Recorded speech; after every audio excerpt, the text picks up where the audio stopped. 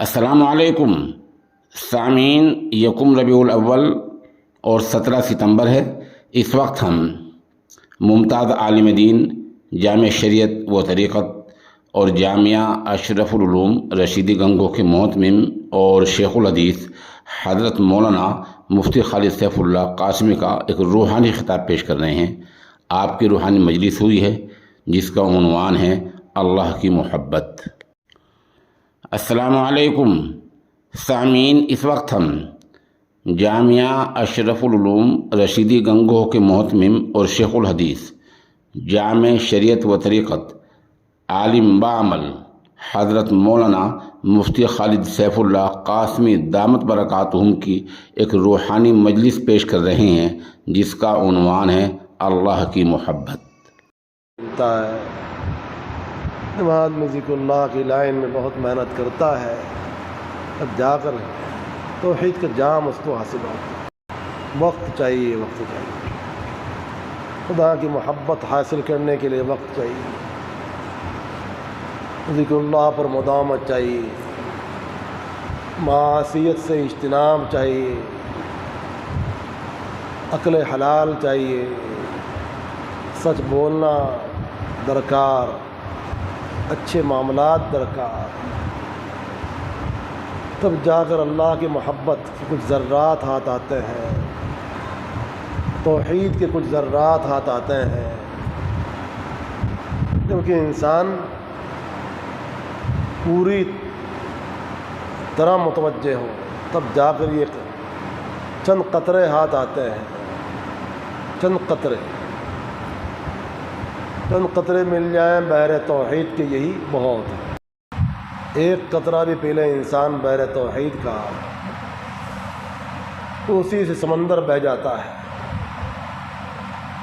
بحر توحید کے ایک قطرہ بھی مل جائے، یہ بہت بڑی بات ہے۔ اللہ کے عشق کا دریا بہت گہرا ہے، اللہ کی محبت کا سمندر بہت وسیع ہے، اور اسی لیے اسلاف نے محنتیں کی ہیں، قربانیاں دی ہیں، وقت لگایا ہے، اللہ کے ذکر کو اللہ کے لیے کیا ہے، دنیاوی مقاصد کے لیے نہیں، دنیاوی اغراض کے لیے نہیں، اللہ کے ذکروں کو خالص اللہ پاک کی ذات کے لیے کیا، اور کوئی مقصد نہیں تھا ان کا، صرف اللہ پاک کی رضا ہی کو حاصل کرنا ان کا مقصود تھا۔ الہی مقصود من توئی ورضائے تو، الہی مقصود من توئی ورضائے تو، معرفت و محبت خود بدے۔ یا اللہ، میرا مقصود تو بس آپ ہی کی ذات پاک ہے، اپنے فضل و کرم سے ہمیں اپنی معرفت اور اپنی محبت نصیب فرما۔ سالک کا مقصود کیا ہوتا ہے؟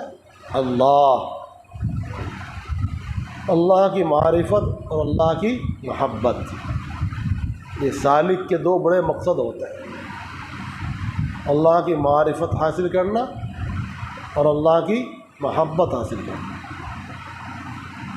اور یہ دو قیمتی موتی کب ہاتھ آتے ہیں؟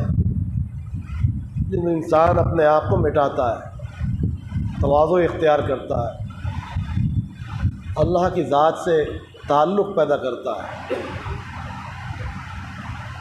جب اپنے آپ کو مٹاتا ہے، اپنی فنائیت پر ضرب کاری لگاتا ہے، اپنا کچھ ہونا اس کی نظر میں ختم ہو جاتا ہے، اس کا گمان پندار ختم ہو جاتا ہے کہ میں کچھ ہوں، تب جا کر یہ چیز ہاتھ آتی ہے۔ اللہ پاک کی ذات سے کچھ تعلق پیدا ہوتا ہے، تب جا کر اللہ کی محبت کچھ ہاتھ آتی ہے، پھر اس کی زبان پر اللہ ہی کا تذکرہ ہوتا ہے، کسی اور کا نہیں، پھر وہ اللہ کے نور سے ہی دیکھتا ہے اور اللہ ہی کے لیے دیکھتا ہے، اللہ ہی کے لیے چلتا ہے، اللہ ہی کے لیے پھرتا ہے۔ وہ اپنے تمام کام اللہ پاک ہی کے لیے کرتا ہے، اس وقت اس کے سارے کام اللہ پاک ہی کے لیے ہوتے ہیں، اور اسی کا نام اخلاص ہے۔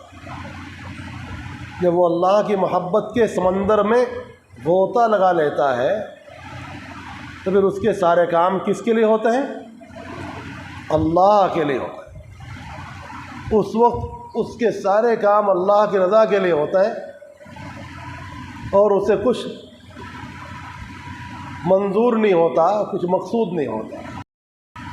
وہ سمجھتا ہے کہ میرا مقصود تو اللہ پاک ہی ہے، اور یہ سب چیزیں فانی ہیں، عارضی ہیں، وقتی ہیں، ان کو کیا مقصود بنانا۔ کل من علیہا فان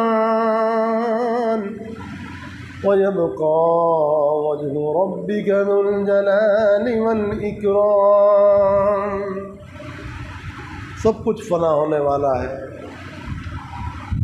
صرف اللہ پاک کی ذات ذو الجلال والاکرام ہی کیا باقی ہے، اور سب فانی۔ وہ یہ سوچتا ہے کہ فانی چیزوں سے کیا دل لگایا، باقی سے دل لگاؤ، باقی سے محبت کرو نہ کہ فانی سے۔ کس سے محبت کرو؟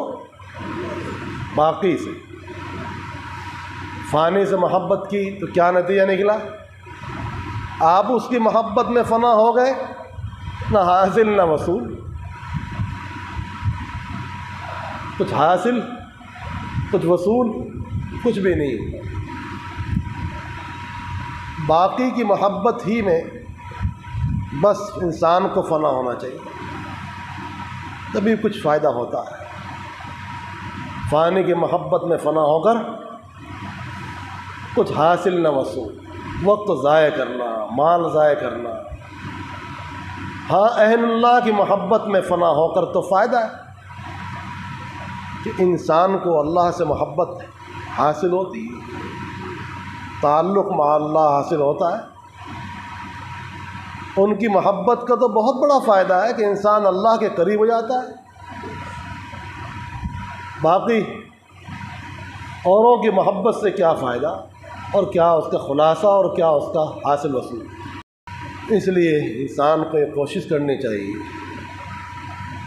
کہ اس کے دل میں اللہ کی محبت آ جائے، اور غیر اللہ کی محبت نکلتی چلی جائے، نکلتی چلی جائے، نکلتی چلی جائے۔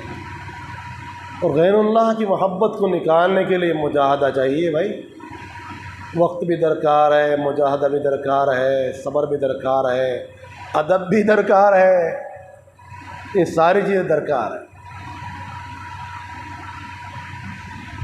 یہی مقصود ہے ذکر اللہ کی مجالس کا، خانقوں میں جانے کا،